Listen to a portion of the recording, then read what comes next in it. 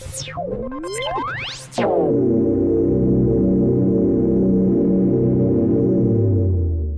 is your weekly report on corruption in the Philippine government. Davao City Police Office Director Police Colonel Richard Badang was relieved from his post on Thursday, the 23rd of May, amid the ongoing investigation on the deaths of suspected drug pushers here during police operations between the 23rd of March and 26th. Police Regional Office 9, Davao Region, spokesperson Police Major Catherine Dela Rey said Badang has been placed under administrative relief upon the recommendation of the Regional Internal Affairs Service 9. Police Colonel Rolando Sugalan, PRO 9 Deputy Regional Director for Operations, has been designated as officer in charge of the DCPO. Badang became officer in charge of the DCPO on the 22nd of March. Upon his assumption, Mayor Sebastian Duterre declared a war on drugs as well as a warning that those involved in the illegal drugs trade would be dealt with severely. I hereby declare the campaign that the city is at war against drugs, Duterre said in a speech. If you don't stop, if you don't leave, I will kill you. Since then, 8 police officers in this city have been relieved from their posts amid ongoing investigations on the deaths of drug suspects killed in police operations. A female employee of the Land Transportation Office was shot dead by a motorcycle-riding man while aboard her vehicle in Barangay Pinayahan, Quezon City, on Friday, the 24th of May. Members of the Quezon City Police District identified the victim as Mercedita Gutierrez. According to the initial police report, Gutierrez was inside her vehicle at around 6:20 p.m. when a gunman riding a motorcycle suddenly appeared and shot her. The victim was rushed to East Avenue Medical Center where she was declared dead on arrival. QCPD Chief Brigadier General Rodrigo Marinan said he has instructed his personnel to form a special investigation task group to conduct a thorough investigation into the LTO employee's killing. He assigned Colonel Amante Dero to lead the investigation. Our prayers and sympathy to the bereaved family of the victim. The QCPD will not stop pursuing the suspect, and we will make sure that justice is served, he said. The immediate administrative relief of 35 Davao police personnel, effective the 23rd of May and 24th, 2024, was recommended by the Police Regional Office Regional Internal Affairs Service. No additional officers will be named as of this posting. This decision follows a motu proprio investigation into the deaths of 7 individuals during anti-illegal drugs operations from the 23rd of March to 26th. Based on the recommendation of RIAS Davao, only 35 personnel will be relieved from their posts, PRO Davao spokesperson Major Catherine Dela Rey disclosed to Sunstar via a phone interview, Sunday, the 25th of May. The list includes 6 station commanders, 5 deputy commanders, 23 police non-commissioned officers, and former city director Colonel Richard Badang, who served the Davao City Police Office for only 2 months. These officers will now be assigned to the Regional Personnel Holding and Accounting Section headquarters. PRO Davao Director Brigadier General Aliga Martinez stated that this move aims for a transparent and balanced investigation of the buy-bust operations. The PNP leadership, particularly Region 11, remains committed to upholding its mandate, said Martinez. This includes enforcing the law, preventing and controlling crime, maintaining peace and order, and ensuring public safety and internal security, all with the active support of the community.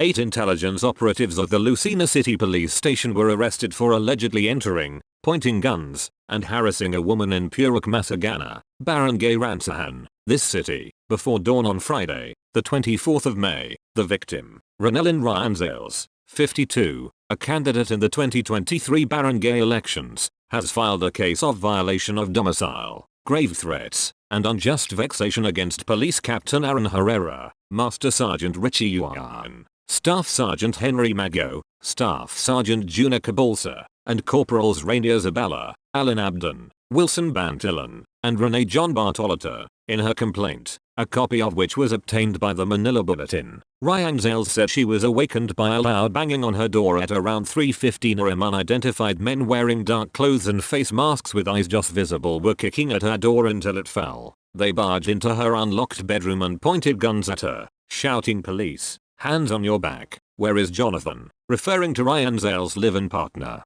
Ryanzales was scared and replied, "He's not here, he is at work." While guns were pointed at her, they went around the house looking for Jonathan. They failed to find him and returned to her and asked, with flashlights shining on her face that almost blinded her, "Where is he working?" She replied, "In Laguna," and the men left. Ryan Zales said she counted around 5 men inside and later on found out that 3 more were posted outside. She and her 2 grandchildren went to her mother's house and sought help from Armando Padaran, a fellow barangay elections candidate, who accompanied her to the police to report the incident. Ryan Zales was informed that a police drug operation was scheduled in the barangay by intelligence personnel on the 24th of May while she was giving a statement to the police. She recognized the police personnel by their body build and other body marks. Upon learning of the policemen's identities, Ryan Zales filed complaints against them before the city prosecutor's office. Ryan Zales said she suffered trauma and immense fear for the safety of her 2 grandchildren. Days earlier, she testified before a hearing conducted by the House Committee on Public Safety and Order chaired by Representative Dan Fernandez following a resolution filed by Quezon Representative David Suarez about unreported violence committed by armed men during the barangay elections in Lucena City. Ryan Zales thought that the incident is connected with her testimony in the hearing. The suspects are detained at the Lucena police station and face cases for violation of domicile, grave threats, and unjust vexation. Lucena Police Chief Police Lieutenant Colonel Reynaldo Reyes was relieved the same day and replaced by Police Lieutenant Colonel William Angway as officer in charge.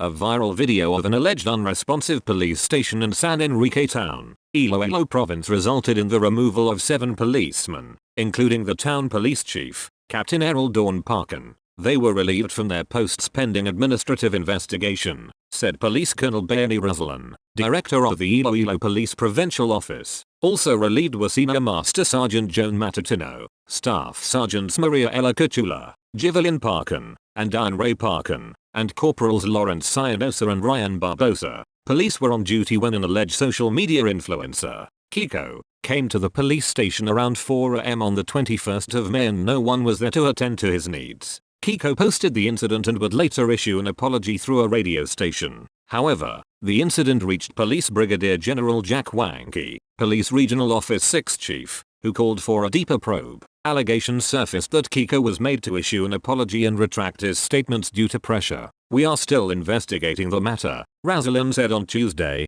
the 28th of May. Razalan assured that this incident will not happen again. Any lapses in our service are taken seriously, and we are committed to addressing them promptly. We thank everyone for their understanding and continued support as we resolve this matter and strengthen our commitment to public safety, added Razalan. Captain Ivan Paines was named officer in charge of the San Enrique Municipal Police Station.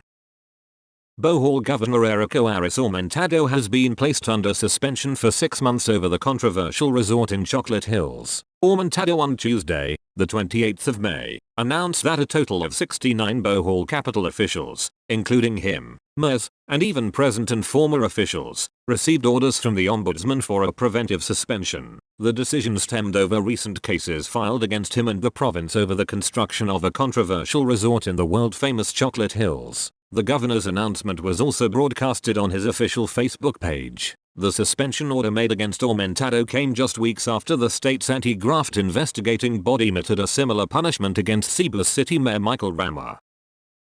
Philippine National Police Chief General Rommel Francisco Marbel said Tuesday that heads must roll over police officers' involvement in moonlighting activities, emphasizing the need for stricter personnel accounting measures. Our guidance is we are giving our IMEG in order to conduct an accounting, even the IAS. I also gave them power to account for our personnel so that these things won't happen, Marbel told reporters in Camp Crame. He also said he wants to strengthen the implementation of the command responsibility principle, which means that immediate commanders would be held liable if at least one of their men is caught doing illegal acts. We are not forgiving on these things. We would not allow this and we have been issuing warnings on this for a long time. We would want to know who is the immediate commander and how the system works. Maybe there is a lapse in the process of accounting and we have to improve our accounting system, Marbel added. The move comes as another police officer was caught moonlighting as a motorcycle riding security escort of an unidentified VIP during an operation against illegal blinkers and sirens by the Highway Patrol Group in Parañaque City on Monday. Arrested was Staff Sergeant Rafael Boco,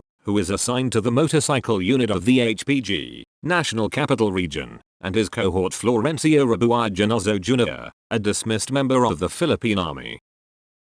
A Pasay City Regional Trial Court judge and his acting clerk of court were preventively suspended for 90 days by the Supreme Court for reportedly demanding and accepting 6 million pesos from a litigant for a favorable decision on a civil case. Preventively suspended were RTC Judge Albert T. Cancino and his acting clerk of court Mary Joy P. Lagman. Formal administrative proceedings have been initiated against them. The SC had earlier directed Court Administrator Rahul B. Villanueva to submit a report on the incident. Based on Villanueva's report, Lagman was arrested during an entrapment operation conducted by the National Bureau of Investigation on anonymous complaint received by the Judicial Integrity Board via email. After verifying the information, Villanueva said an entrapment operation was conducted using 5 marked 1,000 peso bills and about 6 million pesos boodle money. Also confiscated during the entrapment was a copy of the order bearing the judge's signature on the civil case. Villanueva's report also stated that both the judge and the acting clerk of court are now the subject of criminal investigations before the Department of Justice.